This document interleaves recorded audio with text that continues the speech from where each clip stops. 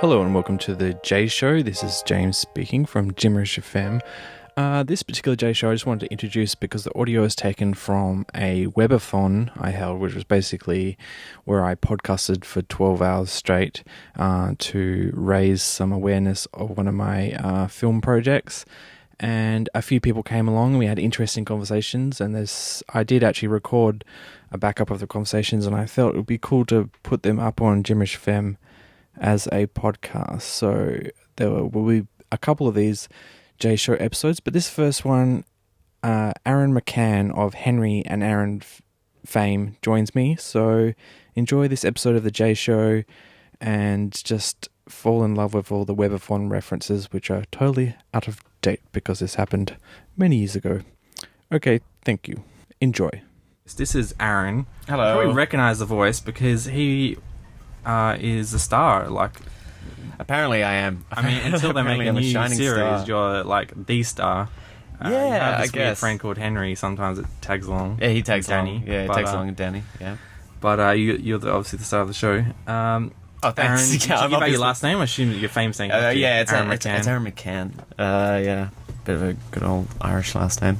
I mean, we cut our trailer together around the time that you are now doing yours, except a year ago. Yeah. And we went through to the final 15, and then from the final 15, we got selected and we won. And at the time, ours was $50,000. Yeah. You've doubled that, and you've got Screen Australia. You're It feels up for 100. authentic now. Yeah, like, legit. authentic.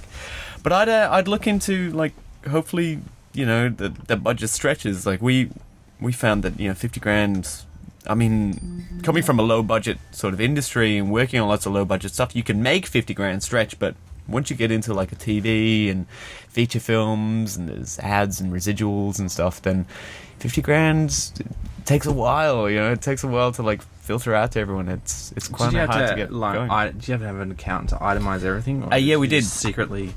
No, we had a film accountant. We had Nat Eaton who helped us out, and it was great. It was great to have someone there who knew where the money was going, because that was the last thing on our minds. Yeah, it was just like, we just want to make stuff. We want to blow this up and get costumes. I didn't care how much. I think that's the strength of your team. I almost thought that's why one of the many reasons probably got selected was because you had like a whole team. You had you, Henry, Lauren. Yeah. You know, just working at me. I'm just by myself. I'm just sitting in my room and upload. Well, I mean, like, me and Henry came up with the concept for Henry and Aaron a while ago. Yeah. And we were working... You've been a comedy duo for a while. I've been a comedy duo for, a while. And I guess it was easy with comedy, maybe. I don't know. It's hard to say. But we'd been working on it since 2007, and we'd been back and forth trying to make a feature of it and trying to make a full TV series of it. And then when Webfest came up, we went, well, an internet thing might be great. So we cut together a trailer, and then kind of, I guess the rest is history, but not really famous history, just kind of history in Perth. Yeah. So yeah. But it's been really interesting, and Lauren came on board a few years ago as our publicist and also a producer, and she pretty much helped us get everything off the ground and helped get all the votes up as well, because she had a lot of media contacts, so she got us interviewed and stuff in many places, and that was good. That was good fun. Now the actual series went live on the internet back in June? I want to say June. Yeah. I don't know. My memory's not brilliant. I want to say end of June, July. So it wasn't that long ago. It feels like a long time. I don't know why. I must be busy been doing this stuff. Well, we definitely finished up screening on the internet around August. Actually, I can go onto the Tube, and IMDb has a listing of the dates. But we finished up around August, and then just recently, last few weeks, they put up a director's cut of the second episode. There's another director's cut of the first episode as well. I haven't actually watched that. I really wanted to. Yeah, check out the director's cut. Watch later now. You can click watch later and watch it on your Apple TV, but I haven't got around to it. Yeah, we've got a director's cut of the first episode as well, so hopefully that comes up pretty soon. Yeah, it's a bit longer. There's scenes that we didn't want to cut out, but had to cut out to get the timing shorter. And we kind of, with some scenes we wish we didn't cut out in the first place, because they're genuinely stronger laughs, and if the director's cut would have went up, then it would have got the same amount of hits that the main one got. And it's hard to kind of go, well, the director's cut isn't getting as many hits now, but that's because there's no kind of advertising support behind it. So it's good. I love the director's cuts, and I still love the series. I'm very fond of the whole experience. So how did the director's cut come together? Like, did they approach you, or you just say, hey, we happen to have these? No, the director's cuts were our original cuts. And okay. I mean, with working with TV, you always get notes. So you get notes that filter down from an EP or one of the producers there as well. And some of the majority of the notes are very helpful. Like, the majority of the notes are that way. And I guess you'll always come up against notes that you completely disagree with. And we completely disagreed with a few notes. And we didn't want to change things because we felt it was going to detriment kind of the comedy to it. And eventually we got talked around into changing it, and we kind of regretted changing the bits that we had. So we knew that we had our director's cut, and we had the cut that went up for YouTube. So they played the cut for YouTube, and those will be the ones which are broadcast. But the director's cuts are kind of our preferred cut in a way. So they were pushing you to get to 7 minutes? Well, no, they were pushing it to get it shorter, and then there was a few jokes in there that they felt were a bit too risque. So we had to cut them out, and I don't feel those jokes are risque at all. And so they're back in with the director's cut? They are back in with the director's cut. So they calmed down over time? Yeah, well, no, the director's cut was handed in, and then they placed that up. But I don't feel that any comedy can be risque. You can say pretty much anything about any subject, and as long as you're not... As long as you're saying it's comedy, then you should just assume that everything is... Well, it's also, as long as you're not attacking an individual, if you're not attacking an individual or a particular minority in society, as long as you're not directly going out and attacking someone, then it's kind of a free-for-all. If you're saying something that is the general kind of view, but you're just hammering it home, then that's how you kind of get away with it. And if you're saying something risque, as long as the person who's saying it looks like an idiot or a fool, then you get away with expressing this opinion. As long as that person doesn't look genuine, like you wouldn't genuinely go out and say something terribly racist. But if you have a silly, idiotic character say something, it's kind of semi-endearing, like it's the Cartman sort of quality in South Park. Like, he can get away with anything, but you always go, but his personality is so disgusting that we instantly go, well, that's obviously the wrong idea to have. So... that's kind of it's a very analytical kind of point of view on comedy, but I think more EPs need to kind of look at comedy in that way. But it depends, So did they actually have to? Did you have to go through the classification board or anything like that? And no, the classification board was basically we had to keep everything to an M. Is that for when it was on Foxtel, or was that on the web as well? Well, that was just in general. It was M, and then we've been given an MA rating, so I guess we went over M. But I don't really know what classifies an M. Like, I don't think 6 people can sit around a room and tell you that one fuck is too much, and if you say fuck 2 times, then that's an MA. Yeah. It's subjective to the context that a word is being used and like the theme is being used. Like, I've heard of people being given ratings because the entire tone of something was just too dark, and I don't think you can rate something that way. I don't think it's an honest way to rate something. But I don't know really how it's dealt with here in the with the classification boards. Jeez. So what's going on, Jeff? I'm trying to fix my chat, and it's just like I've got to, they've just broke Facebook chat at some point. They was like, it was like kind of handy, and then they're like, no, you know what, we're gonna screw it up. Well, I got that messenger chat thing on my phone, and it was the most annoying thing in the world. Like, literally, I'd feel my phone vibrating. I'm like, oh, someone's sent me a text, and it's like just an update message from the messenger thing. It's like, I don't care that these are subscriptions to shit I don't listen to anymore. What the fuck? So it's that was annoying. I think I just wanted a function to turn it off, and it didn't even have that function to not allow push notifications, and really? I was like, no. So then I just deleted the entire app. I was like, the hell with this. I'll just stick with regular Facebook. Yeah. Okay, so going back to... I was going to go on a tangent. Oh, right. Okay, so what was your work schedule like? Okay, well... Like, what was the time frame to... like, writing? Had you written most of the scripts before you entered? No. When we entered Webfest, we had one episode written, I'm pretty sure, and the rest were in pitch documentation form. Like, they were a paragraph or two long. So we sent all that information in. That was part of the full package. We gave him like a series Bible, pretty much, like in TV, which explains each of the episodes in kind of a paragraph, explains the characters, a paragraph each, explains the tone, the overall tone, and the director's style that you want to have with the series, and gives you a trailer, which is the trailer that we put up online. Package that together, and that's how they judged it. The director's pitch and the Bible, as well as the quality of the video. So it wasn't just votes counting, which is a better way to do it. Like a popularity vote will just be a popularity vote, but to get people to actually analyze it and look and see if it's worthy to be up on TV is a lot better. So we had that, and once we got the money, we were like, okay, cool, let's start writing. And we had the ideas, and we literally Did they give you a deadline? There was a deadline. Yeah. It was a deadline we imposed on ourselves because we knew that it was going to take about 3 weeks to film, and each episode was going to take about two weeks to cut if we raced through them and did it full time. And you were given the air date. We were given the air date that we had to go to. So we knew the air date, and then we knew that to get to that air date, we'd have to deliver the first 2 episodes first.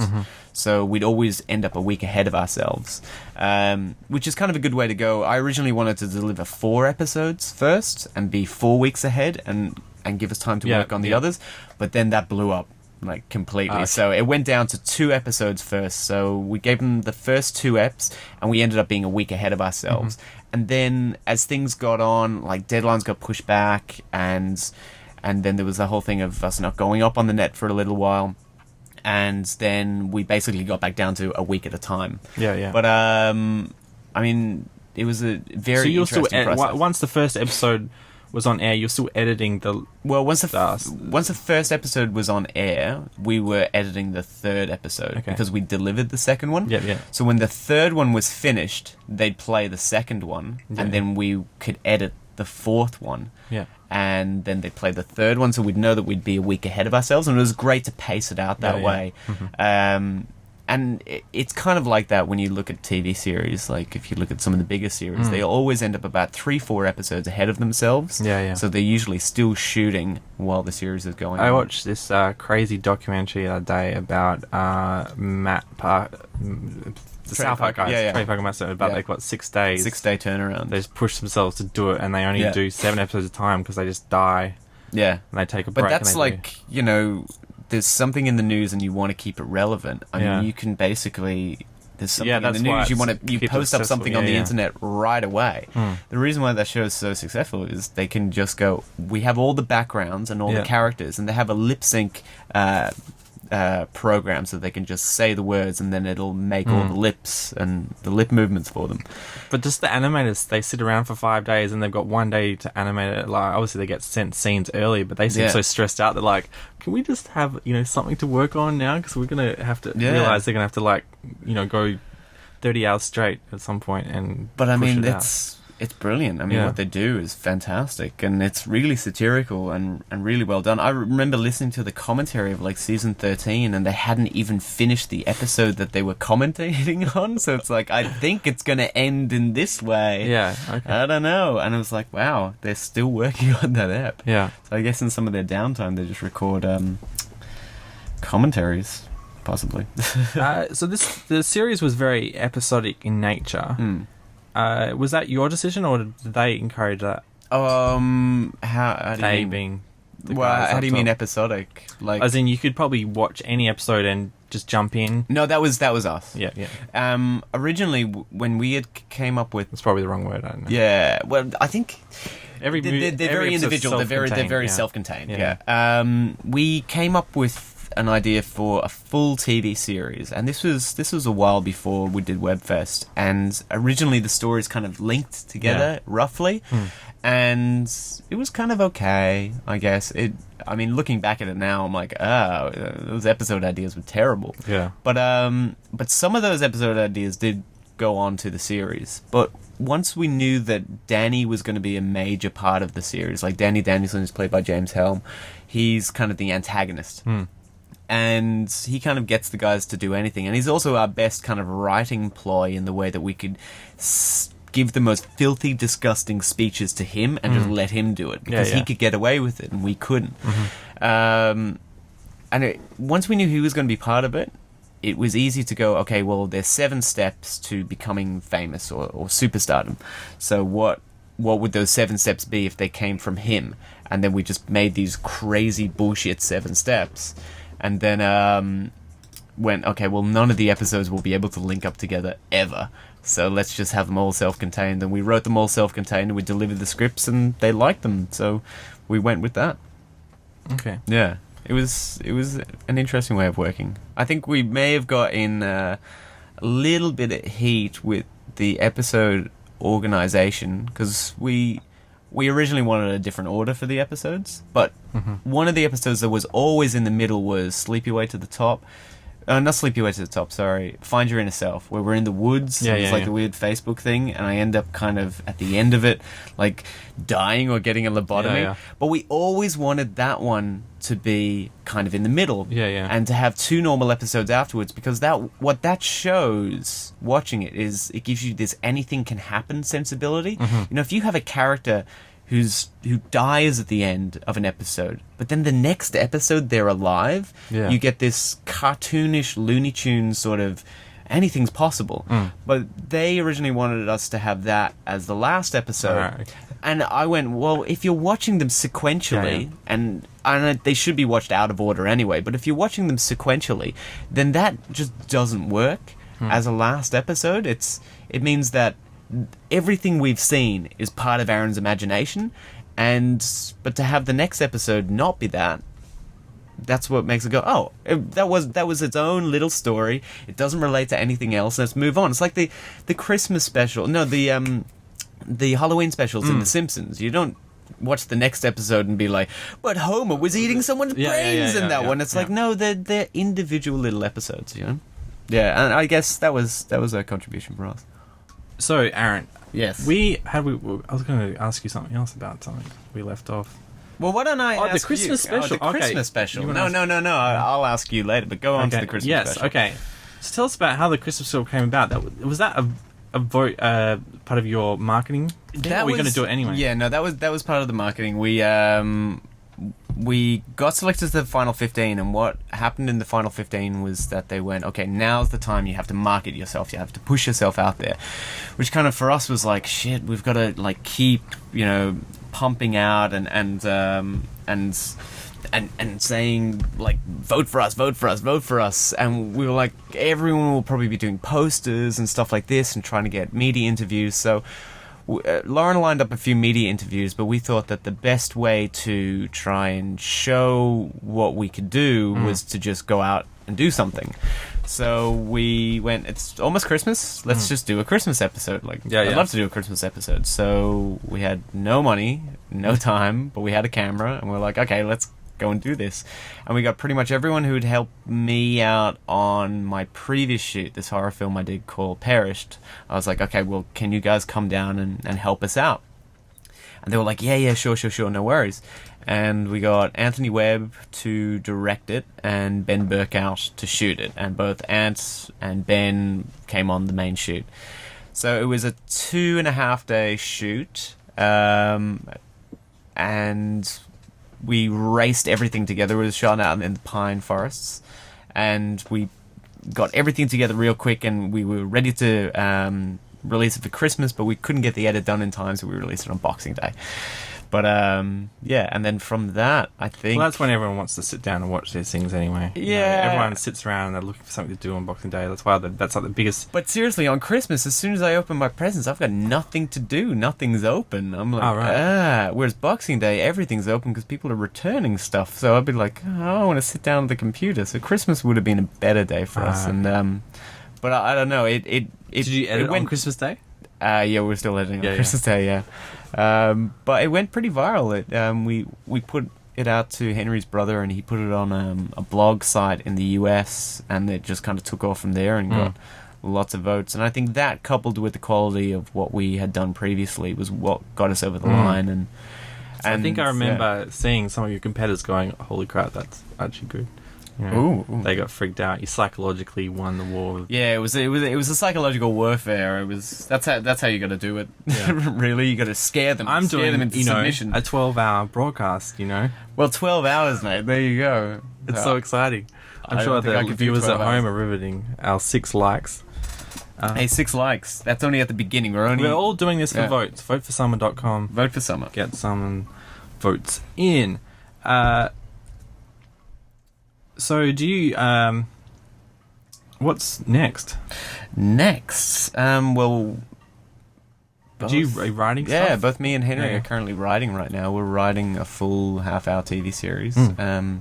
We've got a few people interested, which is cool. But I mean, it's early stages right now. It's we've got like 12 to 13 episode ideas, and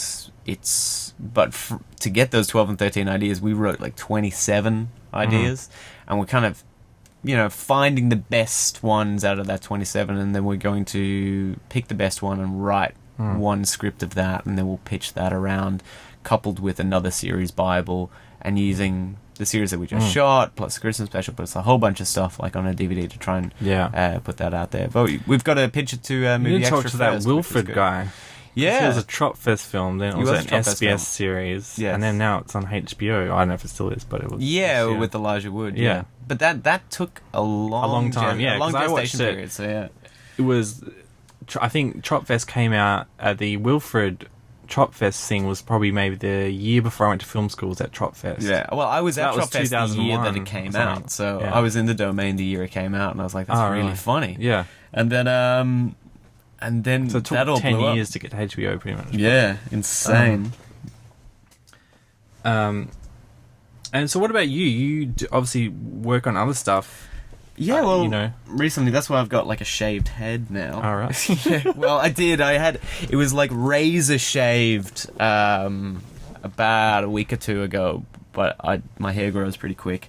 So yeah, I was playing a character called Moon Juice in another web series called Super Dingo, which has been directed by Ethan Morel and Wurzel Montague. Wurzel played Santa in the Christmas special, and he was the bus driver in the Superheroes episode. And Ethan was in the Superheroes episode as one of the passengers on the bus, and also one of the TRG guys? TRG officers, which was kind of like, you can see it's Ethan. But yeah, it's they came up with a concept for a show that's kind of like Monkey from the 70s. Remember Monkey? Yeah, Monkey Magic. Yeah, Monkey Magic. Everyone calls that show Monkey Magic, but Monkey Magic was the song. Yeah. Yeah, Monkey was the show. Film. It's the greatest theme song of all time. Oh yeah, I've got that theme song, like a 5-minute theme song. It's so awesome.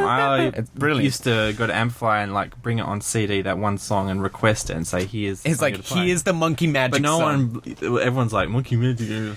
Yeah, but it's like, That anyone would've who's like, rocked the "Well, house." Monkey Magic, no one's gonna fucking listen to Yeah. that. It's like, listen to it. Yeah. It's like, I remember rocking out in a shed similar to this. Not this shed, but a friend of mine's shed. We were having a party one night, and he's like, "Put some tunes on, man." And I was like, "I got a tune for you." I put on Monkey Magic. He didn't know what it was at the beginning, and then as soon as it drops, it's like, "Down from the blade of the mountain top." It's like, oh, monkey. It's like, monkeyest monkey that ever lived.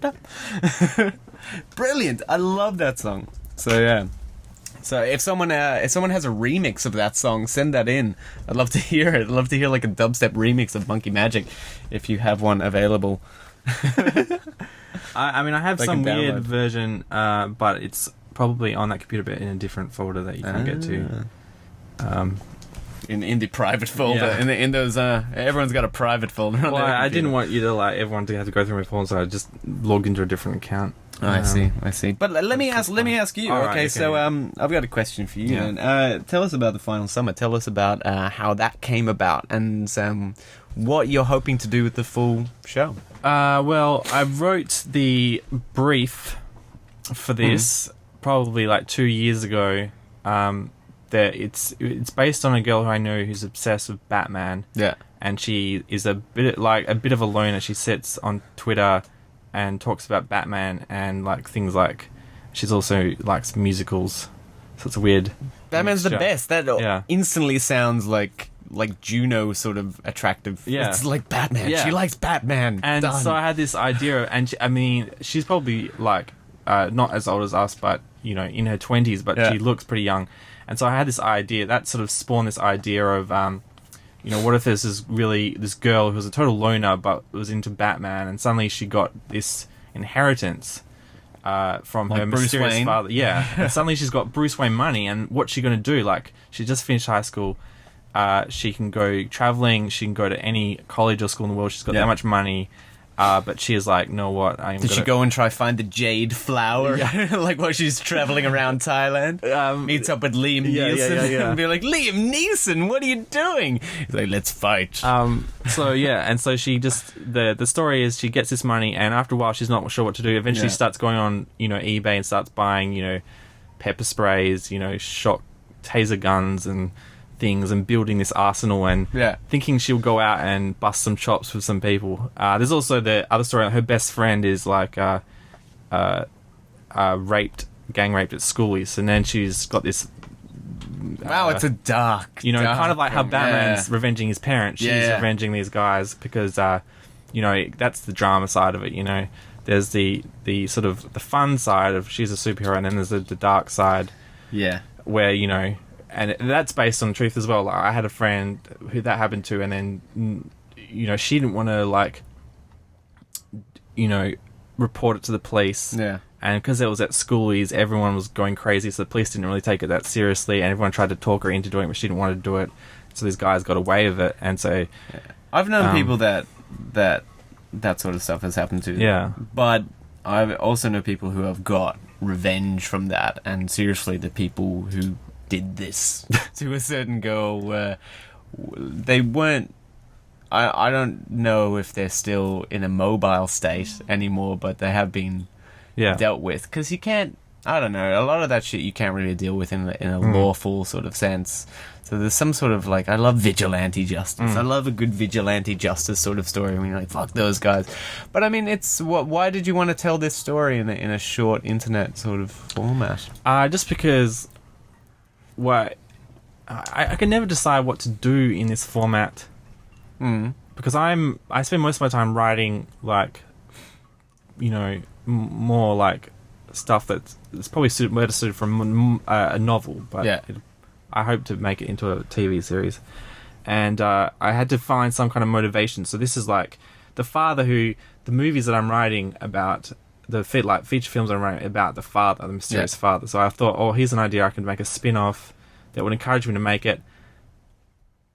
But I don't know how well it would work as a web series, because you guys did it so episodic, so people would just find it and jump in. Yeah, but I think mine's going to be... Yours is kind of going to be... It's set over 3 months, so you have to start from the start and watch it to the end. But how long are you going to make each episode? I don't know, 7 minutes. What have they let me do? The thing is, we were originally told 3 minutes an episode. Really? And oh my God. We compromised with, we can do about 6 or 7 minutes. And then we delivered episodes that were 8 minutes, because I don't think you need a restriction on time. I think the story has to be as long as the story has to be, especially when it's on the internet. It just has to be as long as it has to be. And you see a lot of internet comedies that are about 2 minutes, but that story can only be told in 2 minutes. The thing is, that's the thing. I've never actually watched a short film that I actually enjoyed. I just don't get into that. I only don't even start things until it's movies. 90-minute movies is probably the earliest I can jump on board personally. And I personally love, like Breaking Bad, where it's just, or The Wire, which is huge novels put on screen. Oh, they're fantastic. Even like Game of Thrones, like, just like amazing, like breadth to it. But I think, But I've put a lot of my short films on the net, and I can see, YouTube tracks where the people disconnect, and if you have it too long in YouTube, but that's the thing, YouTube was success because they limited it to 10-minute videos. And so I'm like, as long as I can keep episode under 10 minutes. But you know what? Like, I've seen videos on YouTube that are like an hour and a half long. Yeah. Like, I put up my commentaries now, and I do their like. Are you going to do a commentary? Because that was one of the things I wanted to do for this. Yeah, you should do it. I don't know if you'll be allowed to do it, but just do it on YouTube because now you can. What we did one just my friends. I'm going to play it later during my dinner break. But we did this movie we made in high school. We came around and did basically a podcast, but we had the movie on loop, so it plays through. It's a 20-minute movie, but it goes through like 3 times, so it's like an hour-long thing. And because you can upload the whole video now on YouTube, those hour-long videos, so it's up there if you guys want to check it out. And it's just us talking crap about G-Day. G-Day. It's probably on. If you go to jimmerish.com, look at short films. There's a little section where it says commentary. See, what I might do is do up like a DVD, like not for consumer kind of thing, but more just for promotion wise, where I'd love to just have commentaries. I'm a nerd for commentaries. Like, if I buy a DVD, all I want is commentaries. If you got a website, you've got the website and you've got all the episodes listed. You should just make a link to the other video that has the commentary track on. So but we don't have the ability to put up that. The Movie Extra puts up all the videos. We don't put up all the videos. What I could do is release just the audio. I think you're allowed to well, at least in America, fair use is critique. So you're critiquing yourselves. You should be able to do it under your own account. Like, it was part of our original kind of pitch to do, like, some commentaries. But I think we can maybe just record the audio ourselves and then just let people download that audio. Make that a podcast track. Yeah, make that a podcast track. And then you watch the video and then you just play the audio from iTunes. And that's another way. There you go. We did that. I did that on Jimmerish FM. We only made one episode, but I don't know if anyone downloaded. But a friend was over and they wanted to watch Moulin Rouge, and I was like, I've seen that 10 times. I don't want to watch it, but I'll watch it if we can do a commentary track. A commentary track. So we made a commentary track from Moulin Rouge. Fair enough. How do we get onto this? Oh yeah, so I'm thinking if it was 6-10 minute episodes, that's like an hour length show. So if I could tell the story in that format, Yeah. I think, I don't know. How it would work, I mean, Henry likes, shorter is better, and I think, like, longer is better. Yeah. It's like we're kind of a little bit opposing, but, like, I love the full cut of movies like Brain Dead, whereas, like, the most normal cut for that is like the 93-minute international sort of cut. Oh, no, the American cut is like 93 minutes, whereas like the New Zealand cut is like 104 minutes. And even though, Peter Jackson doesn't like that anymore, and he's like, I think the shorter one's better. I'm like, no, it's longer, it has more stuff in it, it's more fanboy to me. Like, I love those extended things, so I love a longer director's cut, and I guess that's another thing of why we had director's cuts. Yeah. So I mean, I don't know how long, whether you can keep people's attention span on, but also I mean, obviously I'm not allowed to show it to anyone because of the rules of the competition, but we made like a full 15-minute pilot kind of thing.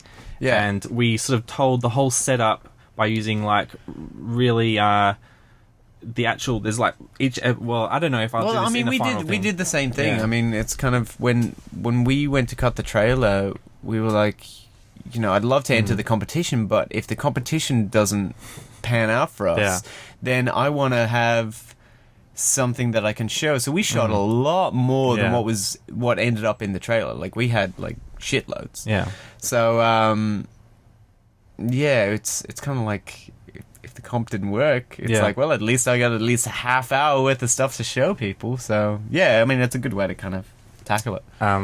But yeah, so the pilot basically is one scene, but then there's flashbacks to tell the story, and those flashbacks are really fast cut, so you get a lot of information. So it's just like a brainwave, Whether if it comes time to it, when you're writing script, you need to have those really fast cutting scenes to get information to the audience, and then that's what I like to do. I want to get my Breaking Bad slow scene and then mix it with really fast cutting stuff to fill in the what's happening up until that point, so you can enjoy a nice long scene. But I'd love to do yeah. a series like Breaking Yeah. Bad. Like, I love that dramatic sort of sensibility that you can just drag on for like Yeah. ages, and it's really, really well story structured. But Have you caught up?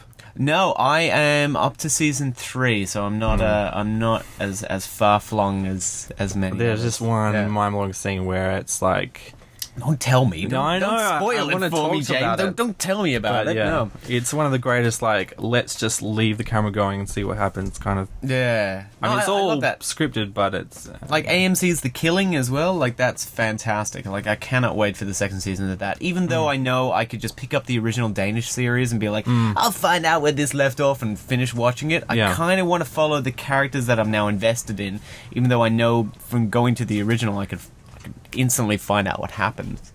But yeah, I mean, it is good fun. It's good fun to do it. So what were the challenges for you making your little trailer?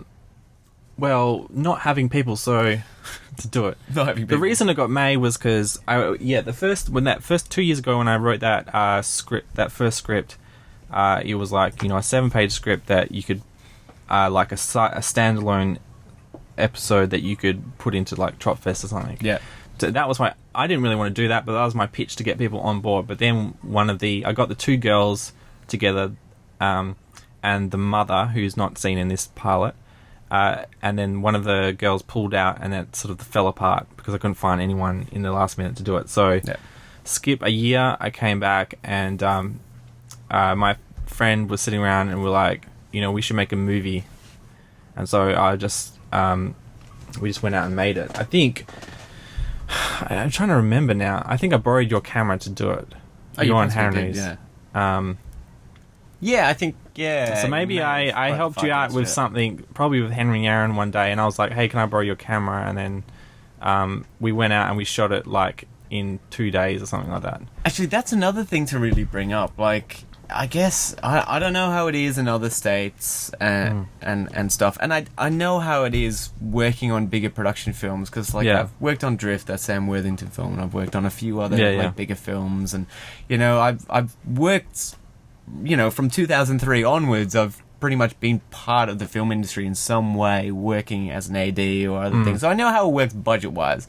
But a community where we kind of like go, okay, well, if you want to borrow my stuff and I'll lend you stuff, and we don't charge each other, we just kind of do it for the love of it because we don't want to tell a story. That's kind of where we need to kind of head in order to make more material, and then that more material can generate profit. But we need to kind of have this kind of community sort of sensibility to it. But I mean, that was great. Just you came on board to do stuff for us, like sound. Yeah, I think I let you. Yeah, and then I think you might have used my wireless mics on the Christmas special or something like that. And I did. I think I used your wireless mics. And so that happened. So yeah, we had you. I just borrowed it for 2 days. We went out and shot the most of it with Bethany, who's the blonde, and Steve, who's the lawyer. Yeah, and obviously there's only one scene of talking, but we did all the action set pieces, which was quick to shoot because we didn't have to do, because I knew they're going to be flashbacks. I didn't have to record audio. So that made it really easy to shoot 2 days, which you don't see in the 1 minute trailer at all. There's like 3 seconds of that you see, but and then I wanted to experiment with the other scene with the other girl. I wanted to experiment with filming under moonlight, so I had to hire a special camera, and that literally used up my entire budget. Really? So I couldn't film. That's right. Yeah. What camera did you have for that? Well, I just got the 1D Mark IV. Yeah. Which is because it has a higher ISO. Yeah. And all right, I'm just gonna interrupt for a bit because concurrently with this talk, I'm also having a major argument on Facebook. So this is the one you're getting reported for? No, this is not the one I'm getting reported for. Fuck that guy. And he was like, that's fuck the West Australian. Anyway, so all right, so I want to get on to, because this is a really interesting subject, that a filmmaker called John V. Soto, who directed a movie called Needle, which I didn't like at all, and I didn't like his other film, Crush. But he's a producer and he gets stuff made. But whatever. He's posted up a thing on ABC News that just came out about a crackdown on internet piracy and how like the 5 major ISP controllers in Australia will be cracking down on internet piracy. I wonder what your viewpoint is, because I've got a viewpoint to it of internet movie piracy, and yeah, let's go on that. Well, my philosophy is, if it's there for me, in good quality, easily available, like I have an Apple TV, if I can just click it and buy it, boom, I'll pay for it. Yeah. If it's not there, I feel like if they're not selling it to me, I'll go get it, whatever means. Yeah. It's like collecting old records, you know? Why do if I want to find this old record that's out of print, why would I go to a second-hand store and find it for $1 there, then have to go back to the manufacturer and order, a reprint of the service to get that original copy coming to me? That's so hard, it's so expensive, they wouldn't even do it. So why don't you just let me... See, I think, John's got a good point. I don't know what his point's like flailing on the fucking insane now. The last thing he says is like, "You're talking utter rubbish, McCann." I tell you to listen in. Yeah, so. John, listen in, mate. I just want to educate you. Like, I'm not angry at you. I want to vote for my film. Vote for Final Summer. Before you tune in, vote for Final Summer. Then let's have an argument. Like, I love having an argument. I don't hate you. I don't know you personally, so I can't hate you. But fuck, man, you need to fucking learn that the internet is... If you dangle a freaking carrot in front of my face and you're like, this is available right now, and if I can't get that right now, I want it. You've advertised the hell out of it to me, and if you've said like it's available on this date, I'll be like eager and ready for that date. If that date comes and it's like only available in America, in this territory, that's a very archaic way of branding your stuff. Even Australian TV, and like I watch ABC iView a lot, so like I want to see things when I want to see things, not necessarily when they're on.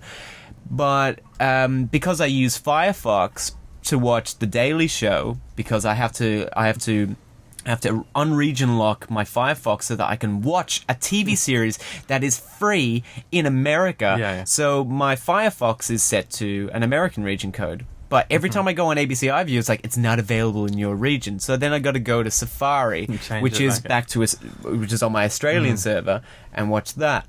But it's like, why isn't it available? Like, surely if someone wants to see a show in the UK or in Australia, and they actually are intrigued by your show enough, then give it to them. There is Picnic Face, like this comedy group that are in Canada right now. Amazing stuff. I've seen lots of their videos on YouTube, but I want to watch the whole show. And I know the show's up, and I go onto their website, go to like Comedy Central CA, right? The comedy channel in Canada, not available in your region. I'm like, and the first thing I do, if you had like a paid service, if they had a paid service, like pay $1, I'd pay $1 right there and then to watch it.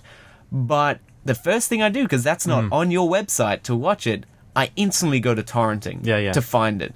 So the only people that are creating piracy is the distributors who don't allow you to watch stuff when you want to see it. The other crazy thing I do is I actually buy iTunes credit from the US, so I can use the iTunes US because they have all the movies and they have them all in HD. In Australia, they're all SD in stereo, so I can't, I have a proper cinema with like 7.1 surround sound. I want to get the best quality. So, and I'm technically, that's probably illegal that I'm buying from the... Yeah, but it's absolute bullshit. Like, and I love what Apple's doing in trying to not have a physical format to it. And Apple changed the music industry. The music industry was like, they're downloading all that stuff. It's evil. And then Apple went, well, why don't you just give it to us and then we'll have it in a higher bit rate, better quality than that, and they'll pay 99 cents for it. What's 99 cents? And we'll take whatever bit of your profit. And then when the music industry went, yeah, that's a good idea, iTunes is big now. I think with movies. I don't think this problem will ever get fixed, though, until the new companies bypass the old companies. Like Netflix, I think, just bought Arrested Development. They've got the new David Fincher thing. So when those companies start bypassing the middlemen definitely. altogether. And well, I mean, Amazon as well. they're the middlemen themselves, but there's too many middlemen in the way. I think, you know, John's point of view comes from him being a producer. Now John can get a lot of money for a film, and good on him for getting a lot of money for a film and directing it to the best of his abilities. Again, I don't like the movies that he makes. I'm not saying that they're bad, because someone will like them, but I think they're rubbish.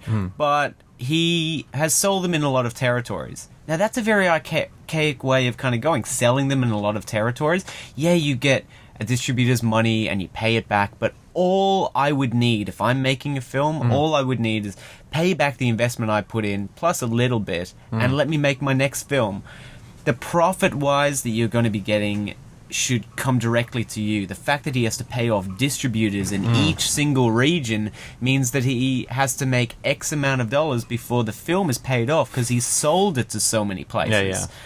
But, I mean, that comes down to the internet piracy. It's not about selling it to anyone. It's about, I've got a film, here it is. Your TV is probably bigger than a cinema screen now. Boom, download it, get it, and it's only going to cost you this. If I was told tomorrow that I could get a HBO subscription for like $3, I think there'd be at least 1 million people in the world who would be like, HBO subscription for a year, $3, boom.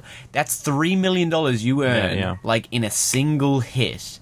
And it means that I get to watch your shows. Yeah.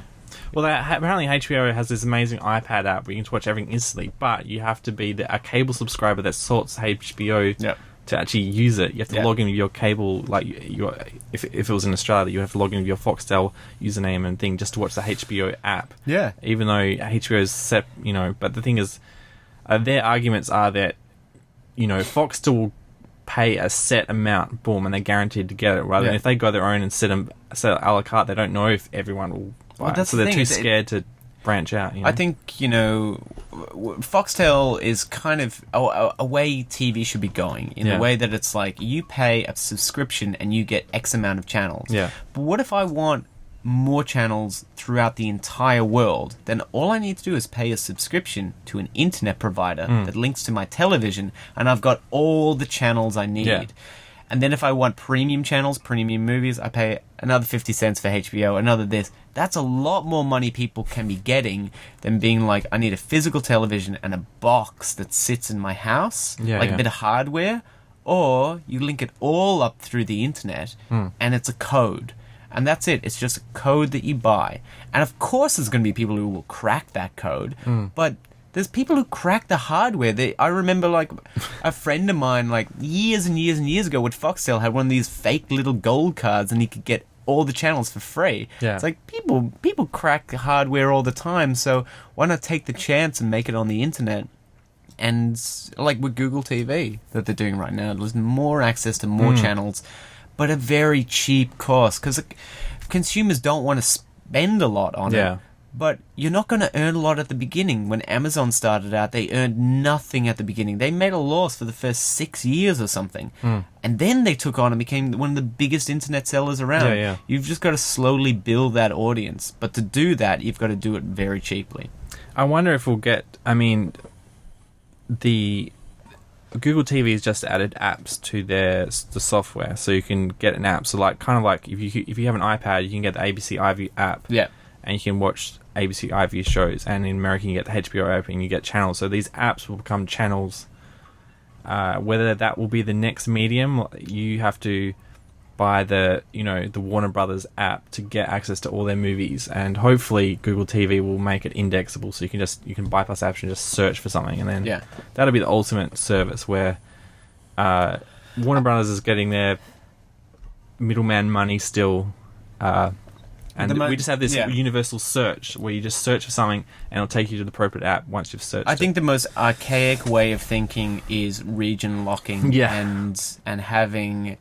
and window framing. So, it's only going to come out in 3 months in Australia. We're going to give America head start. I mean, I used to be a projectionist in the cinema, so I know about day and date, like deliveries and stuff. But it's like, if that movie is going to open on this date, you know you're going to get a shitload of money on that day. But what if that movie opens on every format available? Like, if you want to see it on TV, you don't care about the cinema experience, then it's only going to cost you this much. If you want to torrent it, sure, you'll get it the day it comes out. You'll be able to download it in full 4K HD quality. It'll be like an 18 gig file.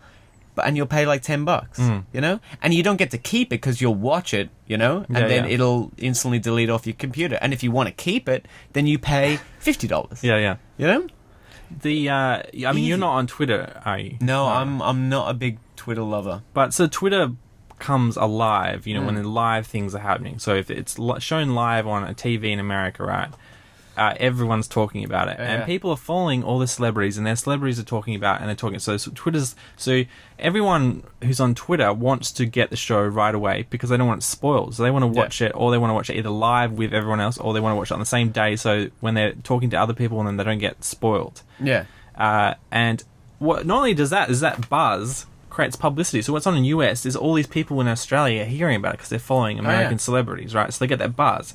But then it comes out 3 months later in Australia, and then they have to spend all this money raising publicity again, all this money again on publicity, which comes out of the bottom line of what everyone's getting I think paid. one of the weirdest things was Game of Thrones came out, and it was a massive bookseller. And when I saw the trailer, I was like, nah, I don't know about this fantasy show on HBO. Fail.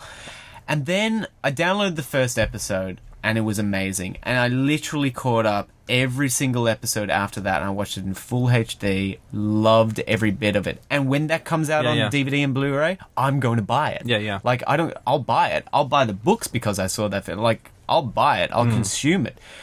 And I've got to wait a year for the next series. I've got to wait till April next year, and that's, it's killing me, but I love to watch it that much. But the instant the last episode, I think it was episode 10, because it was a 10-episode series, or maybe 8. But the last episode airs, and then on Foxtel it's like, starting next week, Game of Thrones. Like, why the fuck would I watch it? Why would I even fucking subscribe? I've fucking seen it already. Yeah. And if on a world kind of scale we have an internet TV, and it's like, if I want to watch it with people, it's like, you know, Google Hangout. You're just like, do you want to watch this show with me? It's going to start live in like in an hour. I'd be there watching that show. Like, even if they had, you know, Game of Thrones starts at 8 o'clock this time on this date, and it'll be repeated 4 times just to mesh with all the different time, you know, the time limits. The time zones, the time zones in different countries. And like, it'll play for that, and then it's done. I think you'd get so many people from around the world just being like, come over and watch Game of Thrones, like, at this time community event, on the internet. And you instantly know that if you missed that first one, it's going to be available on demand. like an iView on demand for at least 2 weeks or something, so you can catch up. And if you really love it, you can download it. But for me to watch a whole series, and then a TV network is like, we're ready to show you now, it's like, well, too little too late. Like, the 13 weeks? Yeah. You know, like, really, you've missed out on 13 weeks. It took you 13 weeks to realize it was popular. And you know, I get missing it by like a week, but when those numbers come in, it's like, this is the biggest first show ever. Yeah. It's insane, especially when you get so many shows cancelled in the US, and they're like, cancelled because the viewers aren't watching it. Well, they're not watching it on TV, they're downloading it, and there's a global view. There's people from all over the world probably watching, like, Lights Out, which was an amazing series in the US, but, you know, no one watched it live. They downloaded it, and then it was like, but the ratings aren't there. It's like, but there's so many people downloading it. And I think they've got to take that into account for ratings and advertisers, because even if I had to watch the show and little bits of advertisement popped up in between, even if I could scroll it, that advertiser's still getting seen. Like, on YouTube, I've got advertisement, and I wait 15 seconds or whatever for an ad. As long as it's 15 seconds, I don't care.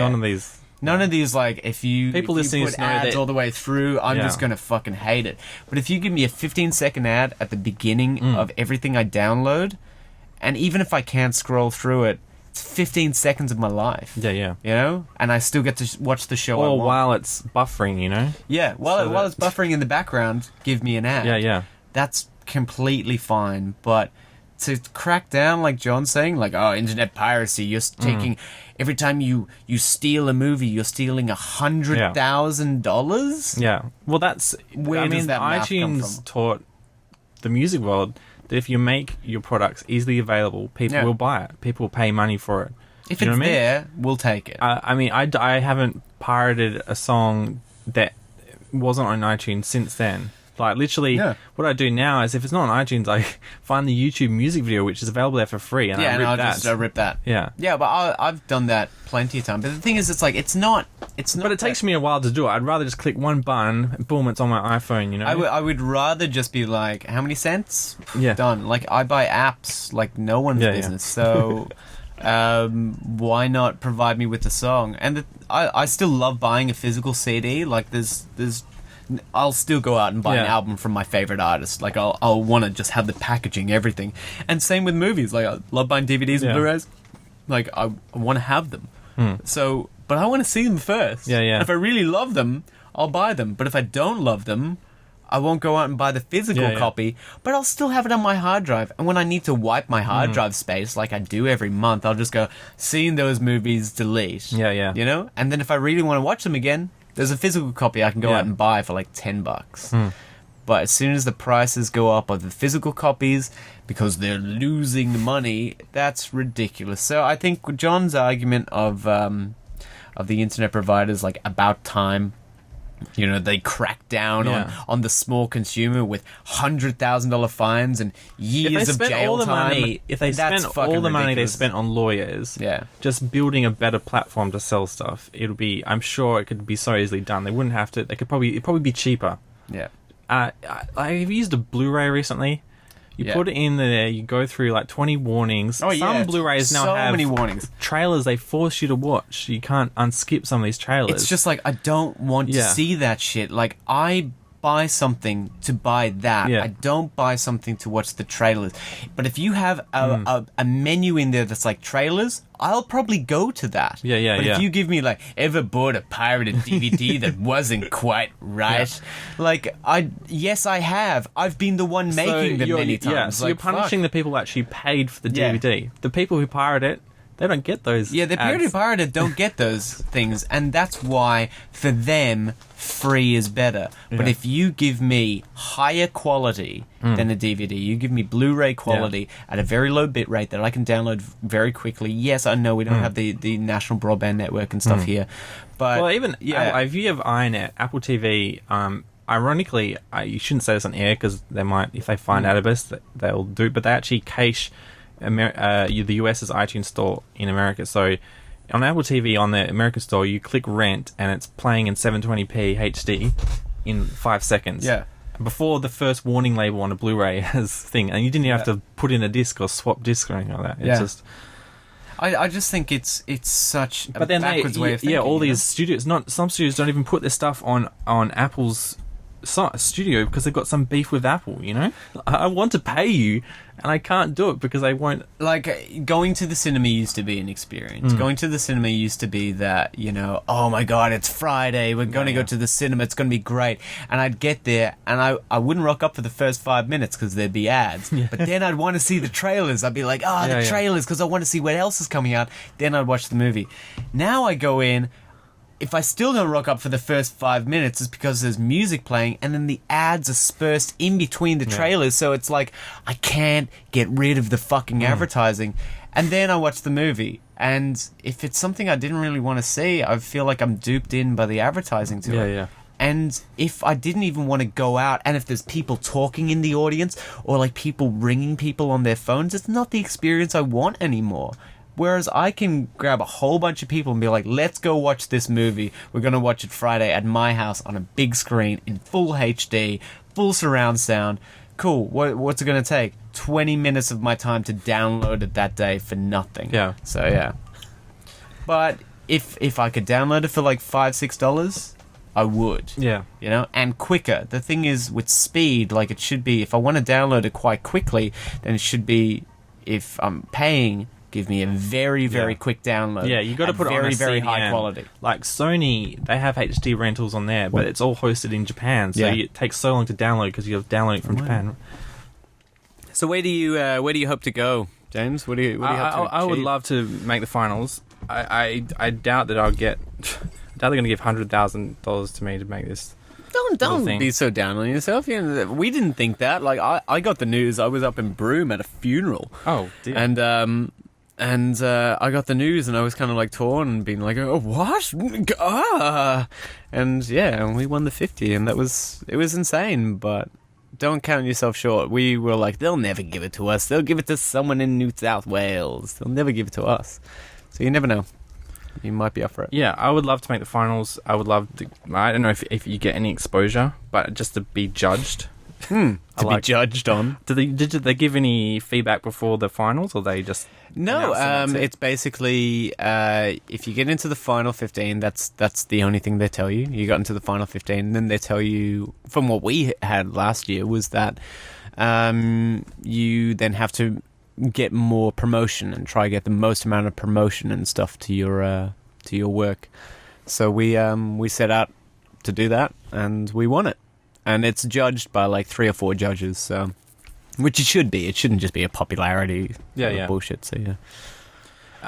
Did you know the judges that were on the? No, we had Guyton Grantley and Mark Fennell, and I think there was Chris, who was our EP, and also I think Emma Maroney, but I might be wrong. She was also another person who was an EP.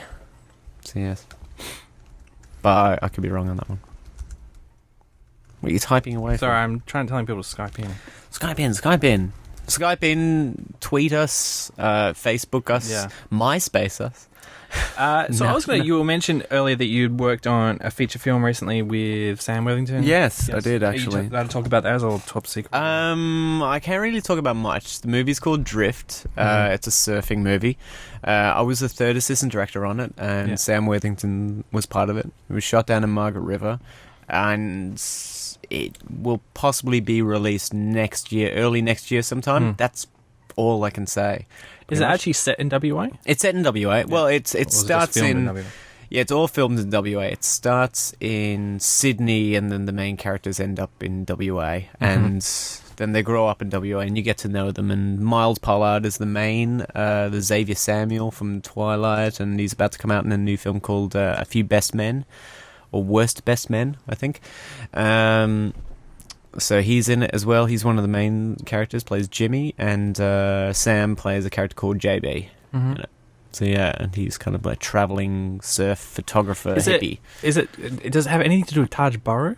No, Someone nothing. told me it was like loosely based on his life. Maybe, no, it's kind of loosely based on the beginnings of like Quicksilver and those sorts of like surf brands. But the surf brand in the film is Drift, and but it's, I mean, without giving too much away, it's interesting. It could be cool, like with a lot of the surf photography and stuff. But yeah, I can't really say much more than this is when it was made. And so, what was the budget like? Was it a big thing, or was you running around with, I think it was EOS 10 mil, maybe. 10 mil? 10 mil. So you're shooting on film? No, we shot on 2 Arri Alexas, 2 Red Epics, and a Lumix camera. Are they Red Epics hard to get a hold of? No, Sam Windsor has a Red Epic in town. But those Red Epics at the time, because Sam didn't have his, I'm pretty sure came from over east. All right. Okay. But yeah, it looks great, and I got to work with Chris Webb, who was the AD on that, and he was also the AD on Red Dog, and like, I looked through his credentials and stuff, because I do ADing on the side besides being a director, and he'd worked on, what was it? So you were ADing on this? Yeah, I was a third. I was third assistant. So what are the responsibilities did you have? Looking after the extras and pretty much being the liaison between the first and the second. So, kind of the second is almost never on set. They're always doing up call sheets and schedules and times.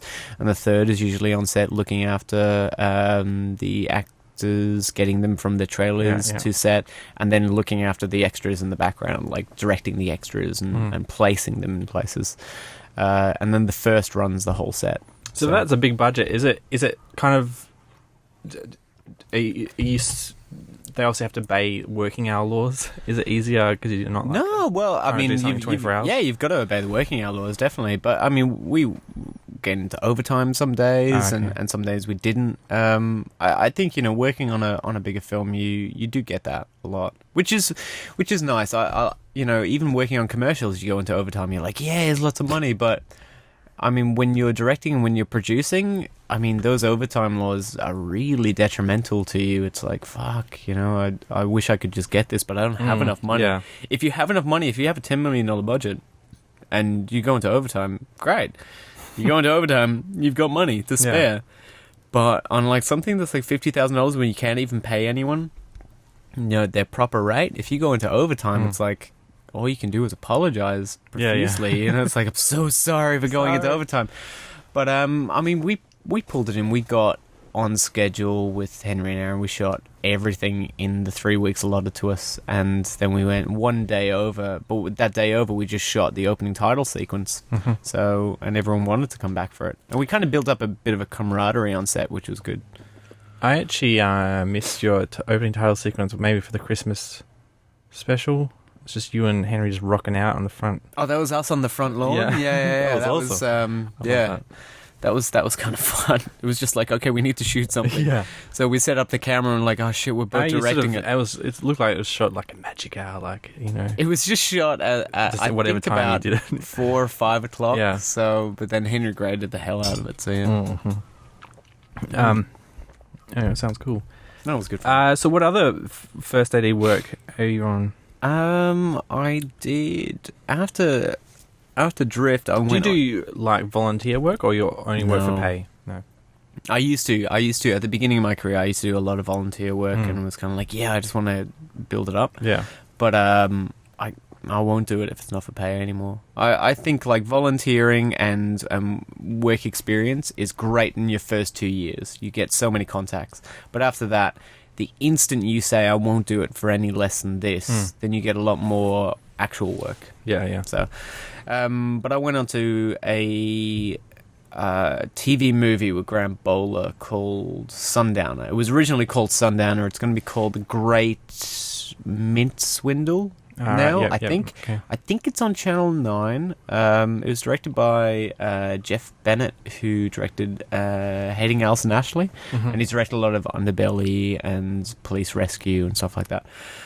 That was kind of cool. It was a lot more intensive for a lot less kind of quality wise. It was very TV, quick What pace. did you shoot that on? That was shot on, I'd like to say, I don't know the exact, but I'm pretty sure it was like a Sony FD90, FD90 maybe. Still solid state drive, sort of HD, but they're not trying to go for the cinema. They're not going to go for like a cinema release. It's a TV movie, and that's it. And that was like a 3-week shoot, I'm pretty sure. But I was only on it here and there. I was an additional AD on that because same crew, a lot of the same crew from Drift were on it. So yeah, okay. But it was good. I loved it. I loved the experience of hanging out with people that I've known for a while, and it's kind of it's a traveling sort of carnival. We kind of go from one shoot to the next shoot to the next shoot. It's good fun. Yeah. Where do you? How do you balance? Okay, do you do it like a part-time job? I used to before I did Henry and Aaron. I used to work at a little retail store that I won't name. All right, but they're a big retail store actually. And, so, where's are you living off the Henry and Aaron big bucks? I'm living off the shitload of cash they've got. No, but the AD work sustains. No, basically, we got a little bit of money from the Henry and Aaron thing, but working on sets and commercials, especially, like that's kept me afloat, and that usually always keeps me afloat. Like even while I was working retail, it was like, I need to leave on Friday. I need to do this job. It pays more for 1 day's work here than it will for 2 weeks' work at this fucking shithole. So, but I stupidly stuck being a DVD advisor in this company for quite a while. I also went to the premiere of one of your films. Which one? That was not with Henry. The zombie? Yeah, the Perished one? Perished? Yeah, did you enjoy that? Well, I missed the start of it because I was running late. But there was 2 screenings. Yeah, I missed them both. Oh my god. Well, I didn't. Well, you got to the middle of it. That's good enough. I thought it was like you turn up and have a drink. So I got there at 6:45, but you were like, no, dead set. We're showing it. Oh yeah, it was like boom. I thought it was like we started at 7, so I was turning up. I thought I was turning up early for a drink, and then no, I missed the whole. No, we had 2 screenings. We definitely had 2 screenings. Yeah, but, so I came in right at the start of the second one, so I missed the opening minute. Oh, that's So cool. I came in 15 minutes late. That's all right. You just miss someone being like, ah, Yeah. ah, So what was that like? You're working with a different director, but co-directing. Well, no, Well, you didn't. Obviously, you guys didn't direct. I should probably talk about that. You didn't direct the TV series. We didn't direct the TV series. We directed with Henry and Aaron. We had always directed, like co-directed, and then we got Zach on to direct like the trailer and stuff for us because we just knew we wouldn't be able to. Yeah. And then You want to concentrate on acting and writing and producing. And then Ant did the Christmas special, and it was good that way. And then it was Ant, Zach, and Muzzy Lahudi did the series, and that was great. And then, but before we did the series, I had been working with Stefan Radanovic for about 7 months, and we've been developing this TV series, like the zombie sort of apocalypse TV series. This was before Walking Dead ever came out, and we were reading the Walking Dead comics, and Dead Set, this British series from Charlie Brooker and a few other guys, had come out, and we're like, oh shit, that's the first zombie TV series. I can't believe they're doing a zombie TV series. Yeah. So we started looking online through like my IMDb Pro account, and I was like, oh, what's coming up? And I was like, they're making a Walking Dead TV series? Yeah. This is ridiculous. We've got to do something now. So we started writing this big, epic, sprawling 3-season, it was 3 seasons, 6 episodes a season, zombie series called Relentless. And it's kind of like following a journey of a family as the apocalypse or whatever is going down around them. Typical zombie sort of thing. And we had this internet thing with the series through the pitch document going like, okay, and then part of the series will be this thing called Perished in the Fire. And, you'll meet these zombie characters, through the episodes, and then the Perished in the Fire online thing will kind of show you how they became zombies. Yeah. So I was like, cool, that's really cool. And then Link was about to come up, Link funding through FTI, which is for $30,000, and I was like, oh, let's go for that. Let's do like Perish. Let's do the Perish thing. And I was like, yeah, what do we call it? We'll just call it Perish. Yeah.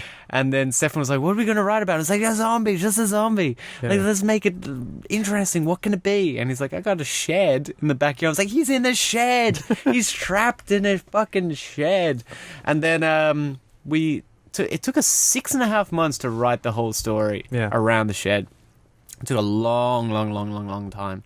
And we pitched it to FTI, and they gave us the money, and then we spent another 4 months working on it, getting the crew working on it, and then we shot it, and it was released August this year, but we shot it like October last year. So it was a long process, and the effects and all that, like some of the effects got done up by David Emeny, who did The Dark Knight and Slumdog Millionaire Conan the Barbarian, the new Conan movies. He did a lot of visual effects on those, and he did it for us, and I was like, wow, that's amazing. Like some of those effects look brilliant. Does he live in Perth? No, he lives in the UK. So you were working on the internet. Yeah, we sent like via the internet, like, here's some footage, can you do this for us? And he's like, yeah, it's pretty long. And I was like, what do you mean it's long? He's like, longest shot I worked on in Conan was 800 frames, and this thing's 2,300 frames. And I was like, how much would that cost? It's like, maybe $100,000. I was like, fuck that $100,000 shit. This is like,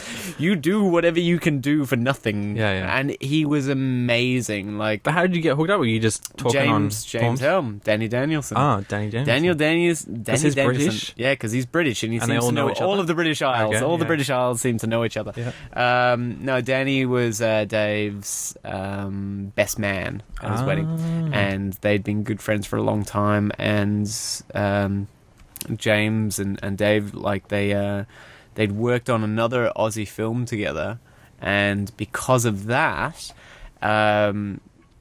Dave got hired on his first film, which was The Dark Knight, and it was kind of like he just fell into that role. Shit, I'm working in this department now, and he kind of like, in a way, James kind of helped him get that, and Dave did it because of James, and so yeah, James calls in favors once in a while, and I was like, oh my god, thank you for this favor. And he's amazing. Like, I would love to use David again, and I'd love to pay him like way Real more money. than what real money. Like, not this Monopoly money shit that we posted over, but real money. And but you won't be able to get that until you get a budget that's super high, you know? Yeah. And it kind of falls down to most of the people above the line. If people don't know, in a film world, we've got above the line and below the line. Mm-hmm. Below the line are all the technicians. Pretty much most of our department, besides the production designer, most of the camera crew, besides the DOP, and the lighting guys, the grips, the gaffers, they're all below the line. And all the extras are all below the line, but everyone above the line is the producer, the director, the writer, and the main actors. And they're the only ones that are above the line. So if I can get a budget that will pay for all that above the line shit, then I've got enough money to pay for like all that visual effects stuff, hopefully. But above the line just sucks it out of you. It's just some actors get paid far too much above the line. It's just, I don't see why they deserve it that much. And same with directors, like they take a massive percentage of the overall budget, and it's like, do you really need to get paid that much? Like, I'm pretty sure I can live off. But see, if they're only making one film every 4 years or something, like some of the directors, they take a long time to make one film every 4 years. You kind of go 50 grand, right? And then you times that by 4, you got $200,000. That's probably it. As soon as you got like people being like, I need my million, it's like, for what? You know, what do you need $1 million for? Like, I'm sorry, but like I never grew up in that generation of kind of like, I need millions. I need to make my first million before this. It's like, I would love to have $1 million, but all that affords me is to buy things and shit I don't need, to show off that I have a lot of money, and I don't really want that. But yeah. That's, so what's happening to Paris now? Is that going off to film festivals? Yeah, we're putting it into film festivals right now. Because it's probably kind of process. But it's probably a pretty big market, the horror genre. There's lots of weird festivals you can pick. The problem with the horror genre is that they want shorter films. No, most of the film festivals that cater for horror films only happen around October, around Halloween. So by the time we'd finished the film, we missed a lot of the entry deadlines to get into these festivals. So.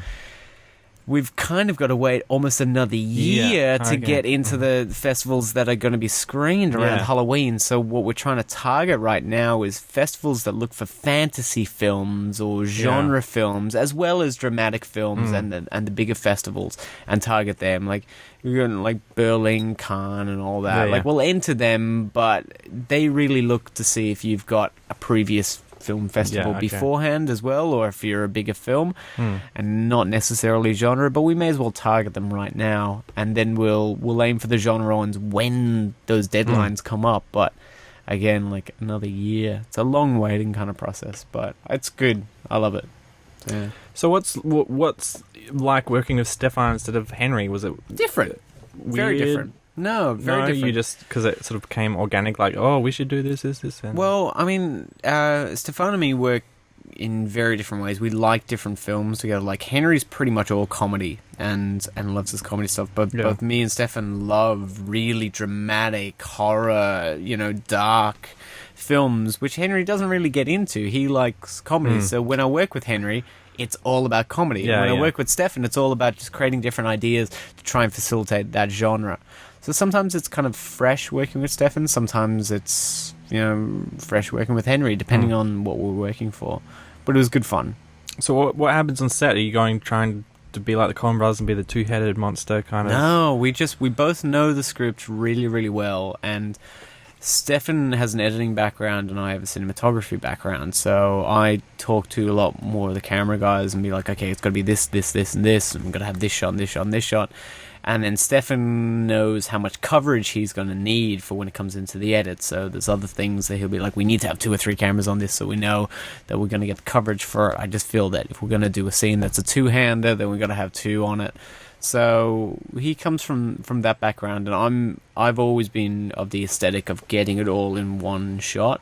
So in Perish we have that big one shot crane shot that's on the roof, and I kind of like designed that all up, and we play with it a few ways, but it was convincing Stefan that would work as well, and he was like, we got to get all the coverage. So we did. On the day we got all the coverage just for Stefan, and then we realized that we didn't need it, so it was like, but it's give and take. Like with two directors, we've got two egos, so it's kind of finding the balance. There was arguments. There's always going to be arguments, but they're for the greater good. Sometimes, like the arguments with me and Han is not always for the greater good. But we've known each other for like 10 years now. So yeah. Is it easier now that with Henry and getting someone else to direct? Is it easier to work with like Henry on set? Like you just being the characters, or are you still the same? It's. I don't know. And what happens when the director's like, I want this, and you guys are like, look, it's the Henry and Aaron project. I think we have had that. We've been like, I really want this, and we're like, that would never, ever happen. It's like, well, I really want it, and it's like, well, no. And sometimes you guys didn't consider maybe directing like one of the episodes yourselves? I've considered directing one of the episodes, definitely. In the half-hour show, definitely. But not for the small series. Yeah. Sometimes I think it's because we were on a rush. Sometimes the directors wouldn't get what we were trying to do, and we'd have to fight for certain things. But then there was genius ideas that the directors would come up with that we didn't come up with. Yeah. And it was like, wow, that's great. That's really funny. So it's always a collaborative process. Like we can argue that we want something, but sometimes when they argue and they want something, they're right. Yeah. So it's all just kind of really about listening and understanding and being like, okay, I kind of see, like, let me trust you and see how it goes that way. Yeah. But it's hard when you're not just being an actor, but you're also being a producer and you're being a creator. If I was just an actor, I'd only give in to the director. And whatever the director wanted, that's great. But if he wants me to do something and if I go, no, then I go to my instant producer persona. I'm like, no, you can't. Money and budget do not allow it. Yeah. I have the final say. So yeah, and usually get away. Was everything you shot on set the stuff that was in the thing, or because you guys are sitting around, you're both together, you've got a 5D, if you need a pickup shot, you just walk out and shoot it, or? On Find Your Inner Self, we did a good bit of reshoots on that towards the end, and that's why I've got like that Mo handlebar mustache, because I was asked to play this cop in a music video, and I had to have the handlebar mustache. So I was like, yeah, I'll get the handlebar mustache, and I did it. And then we were cutting the episode, and we're like, shit, we need all this stuff. So I was like, that's cool, it'll all be flashback, and I'll have a handlebar mustache. It'll be like before this ever happened. Yeah. So that was fun doing it that way. And Dave came, the DP, he went, I'll shoot it anyway. Yeah, and he didn't charge us. He was like, cool, let's fucking just shoot it. It's fun. And I think you need to find a crew that just loves doing what you're doing, you know? And yeah. With the so how do you get the balance with doing film work and Henry Ann? Like, do you still have like production meetings for Henry Ann? You like come around and say we got to put something on paper, or what do you work sort of independently? And I think after the series finished, we kind of took a big break. We're like, can't talk to each other for a while. But I think that happens with every creative partnership. Yeah. I mean, we basically had seen each other every single day for 6 months. It was like, I need to stop talking to you. I'm killing my life. But and then after that break, it was fine. It was interesting. It was, we come up with new different ideas. We'd probably meet up once a week. And then closer to getting stuff written, we'd meet up 2-3 times a week, 3 times a week, 4 times a week, and then like as it gets to that deadline, it's like every single day, then we hammer down to it. But distance keeps storylines flowing. So for the next project, you're writing a series, like a half-hour episode series. Yeah. How much do you write? Like, you're writing a pilot? Or using stuff you've used before? No, we're writing kind of a semi-pilot. We're just picking like the funniest episode that we can out of the document. And so you're going to keep the episode, non-continuity nature? I don't know. Yeah, I don't know. so. We're still in discussions of that. I like it. Because it wouldn't be Seven Steps to Superstardom, and they're not going out to do those things. It's like, well, what do we do? Do we keep them all separate? Do we link things? So we're still discovering that as we write. It's fun though. It's a lot of fun, like building up Danny's character and making him quite big, and trying to expand that 3-act structure and try hit the beats. I'm excited about you guys too, because there's other characters other than Danny that I like. I think there's Barry? one. Barry? Was it Barry? Who did Burley play? He played the gay neighbor or something. Yeah, like that. Burley just played Burley in the Yarrising. Yeah. So that as a character, I like to see like that could develop. I'd love Burley to come back and do that. Burley Smith, if you're listening, come I could vote see now. a storyline. Yeah. Burley. Tag him into the place. We're talking about you. Burley, we're talking about you. It would be funny to have the because I think the from closet gay neighbor that's kind of semi in love with Henry. That would be kind of funny. Yeah, that's something you could have continuity between episodes that is not overpowering, so that if someone jumps in at the end, it doesn't miss. I mean, it. I'd love to keep Barry in there, who worked for Larrikin Music, because Ben Sutton played him really well. I loved working with that. Like, we put the bloopers up just recently, and just rewatching over doing improv with him was just insane. But Lisa Scafidi back. Yeah, we've got to get Lisa Scafidi back. She won the new election. Yeah, we got to have Scafidi back. Yeah, Lisa, if you're listening, it's like, come vote. I mean, we voted for you, vote for us. I mean, that would be kind of fun. Or whoever's mayor at the time that we do it, definitely. Yeah. What was that like? How did you? I wasn't there on the shooting day. I was recording sound or something for an episode, I'm pretty sure. And we're like, okay, we've got to get Lisa Scafidi. So I was like, okay, you guys go down and you do that shit. I've got to do this. Yeah. And then Lauren and Zach went down and filmed Lisa. And Henry wasn't there either, so we got the footage raw, and we're like, oh shit, Scafidi, all right, let's see what we can do. Is that easy? Just you say, look, hey, we're shooting a WA series, will you be in it?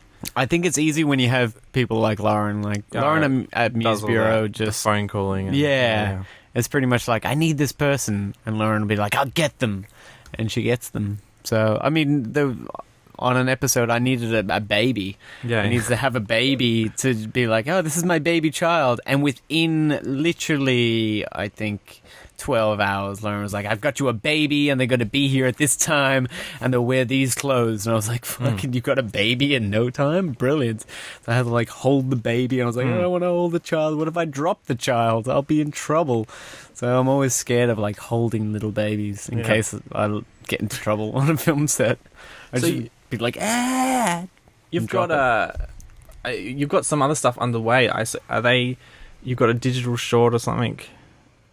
I see some photos tagged. Is that something that'll come out, or which, the one with me with the shaved head, or? I don't know. It was just like for TAFE, or you're doing it for. Yeah. There's an ad coming out soon for TAFE, the Central Institute of Technology, for their new enrollment courses that me and Henry directed and acted in, and that's all I can say.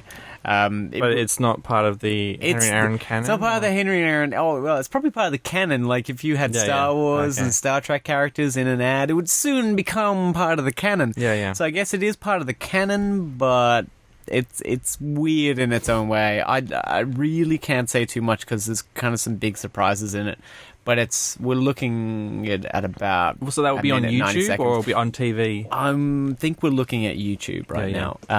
But I don't know. Trying to make a viral ad. Yeah, well, Henry's cutting it right now, so I'm kind of excited to like see it when I see it. There's lots of visual effects that will be put into it from Robert Woods, who did he had an entry Dragon Conquest, I think. Yeah, in the last yeah. one, and he did up the entire Facebook world for us, and he also did the Whippersnipper stuff in Perished. Is that going anywhere? Dragon World? Is that? I don't know. I think Rob's just got his rights back to it now, so he can. Are we signing away? Am I signing away rights? Yeah, to this? of course you sign away your rights. As soon as you enter this, you're going to sign away your rights. But when we get kicked out, that's still.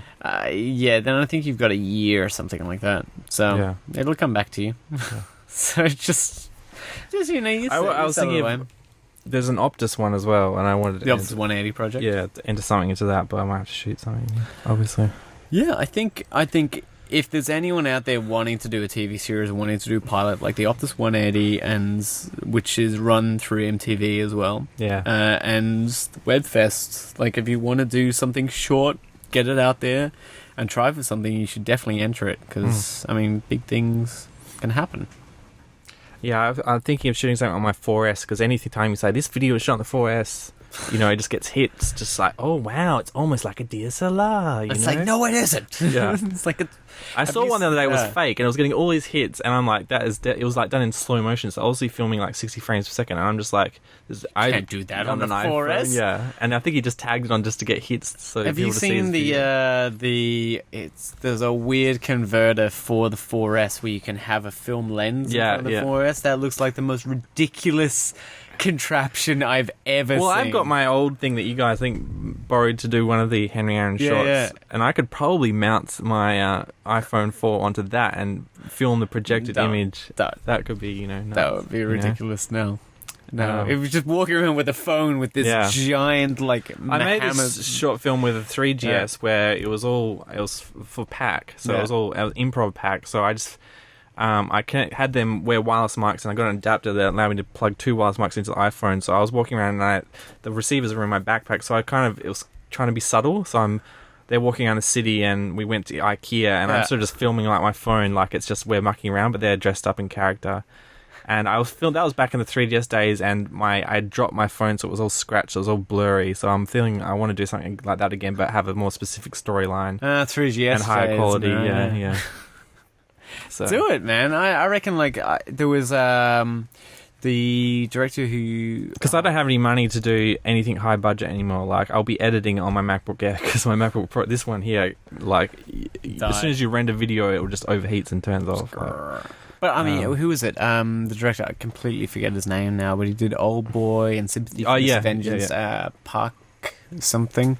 But yeah, sorry. Yeah, something like that. I apologize. But he directed a long short, like a 50-minute short or something like that, on the 4G. Yeah, and that got so many hits worldwide. And there's lots of footage out there from the 4S that's like, wow, it's just, it looks really cool.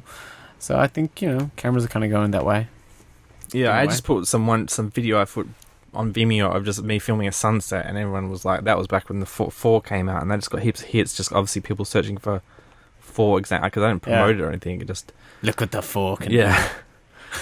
I don't know. I probably should have got the 64 gig one though, so I can keep on filming, although I think you'll run out of battery before you fill 64 gig. Yeah, definitely. I think you'll be like... And so I have to look into buying an external battery pack, because the 4S, the battery life is pretty bad. Low. Yeah. Let's not get into tech talk of 4Ss and stuff. We're talking about the final summer here. What did you... Yeah. There, voteforsummer.com. Yeah, voteforsummer.com. Take you right to the page. You click the big yellow love it button, and you give us points. Donate clicks. There's no Firestarter project. You don't have to donate money. Just clicks. Yeah, just clicks. Just lots of clicks. Vote. Get this thing through to its final stages. Make sure it wins this thing. How are you going for time? Are you out of here? I am pretty much out of here now, by the looks of it. So yeah, pumped through 2 hours. It's good. I know we did, and apparently my argument is over. Oh, it's done. He's deleted the thread. Oh right. Oh, poor John. He's probably deleted me as a friend on Facebook as well. He's probably blocked me, being like, "Fucking, I've had enough of you." I've had that recently. I'm like, just people blocking me left, right, and centre. I'm like, I'm only being honest. Damn you, West Australian newspapers. I think blocking is kind of rude. Like I just delete you from my feed. I delete from and the you stay feed, friends. So when they search for me, you don't go, "Oh, I'm not friends anymore." And I'm like, "What did I do to piss them off?" No, I deleted you from my feed. No, I kind of I don't really block people anymore. There's no point. Like unless someone's, extremely offensive towards me. But it's like it's. But do you have? Are you just friends with are all your Facebook friends, or do you just you have lots of film people and stuff? I've got lots of film people on my Facebook page and lots of fans and stuff. And I think out of all my friends, there's probably about 20% of the people that I actually see constantly. And I think that's got to be true of a lot of Facebook users. They're like, it's probably about 25%. I don't like your show anymore because you said this about this woman. And I'm like, who the fuck are you? It's like, I'm not here to be your friend. It's like, it's just like, if you want to meet me, come meet me. Fly to Perth and hang out, have a drink. Then buy me a drink. If you buy me a drink, I'll be your friend forever. You guys not going to have any go to conventions? No, I think a stall at Supernova. No, I think that's pretty sycophantic. Gonna do that.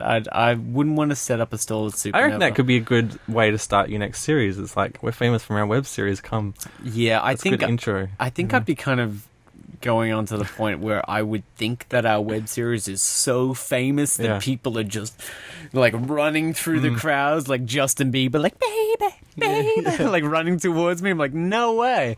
Like seriously, we've got maybe 100,000 hits or more all up. It's a very small hit in the pond, but we really enjoyed it. And if anyone comes up to me and is like, you were in that thing, I can only be like, yeah, that's cool. The instant people are like, take my underwear. I'd seriously be like, I'm fucking going home. Like, this is none of that. I don't want any of that bullshit. This is Aaron the character, or Aaron you? Me personally, I could not stand that. I'd like doing an interview with people where you've got to say the same thing kind of over and over and over again. It's so relentless.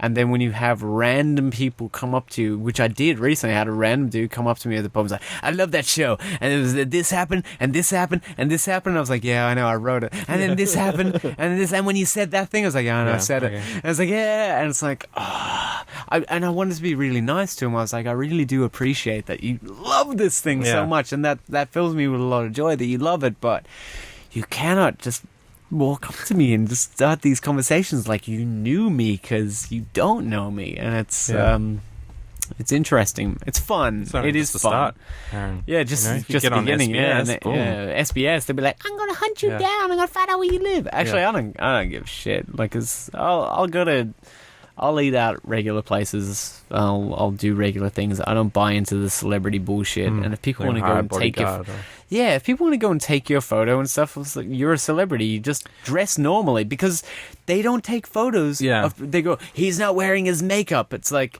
and with about 20 or 30 of them, the public get bored. They're like, I've seen these 20, 30 photos of him out of shape.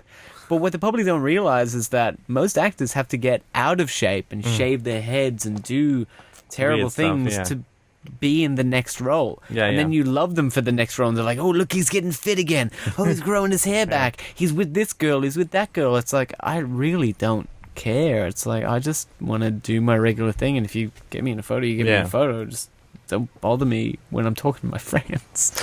The one thing I would never do is I would not sign anything.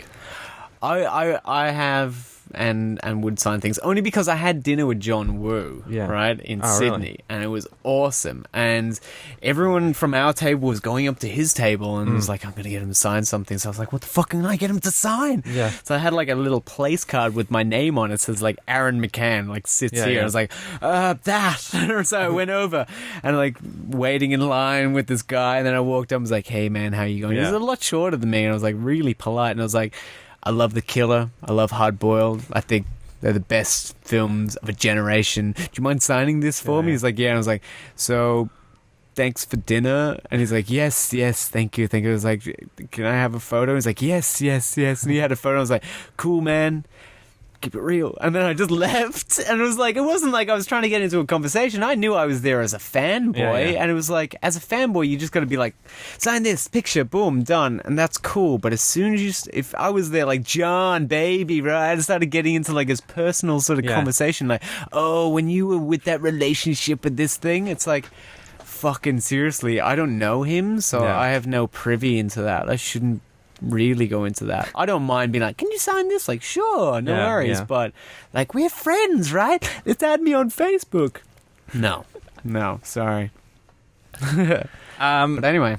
Yeah, so photos are fine. I just find signatures weird. But then they make people happy. They do make people happy. You got to make people happy. So yes, what's coming up? Okay, so for Henry and Aaron, we've got the an ad for the Central Institute of Technology up here in Perth. That'll be coming up soon. It's going to be pretty funny. We're hoping to get that up before the end of December. We're currently writing the Henry and Aaron series right now. We'll see how that goes. Yep. Pitching it around town. I'm doing a couple of auditions and stuff. I'll see how I go, but a few more for ads acting. For acting, I know. Oh, ridiculous. A couple of ads coming up. Yeah. And then Screen West Christmas Party's coming up, so that's going to be good. A bit of FTI Screen West madness.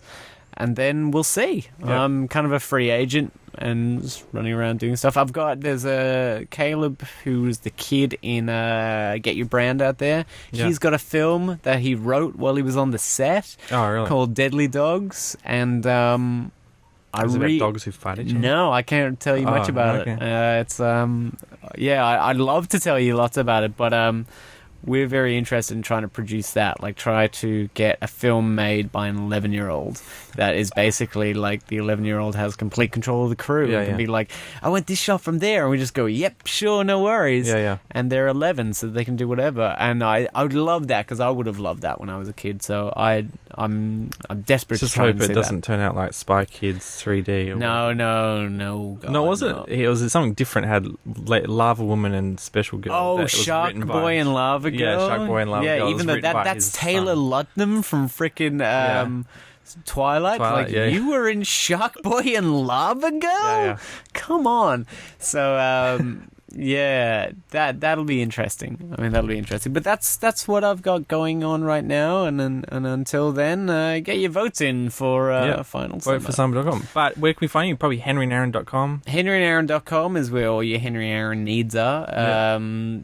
Basically, we've got all the videos up there. To Facebook as well. There's fans on Facebook, so there's the Henry and Aaron. Just go Facebook.com/Henry and Aaron. I think there's a Twitter feed for Danny Danielson. Yeah. So Danny's got his own Twitter feed. Yeah, you should follow Danny. He's fun.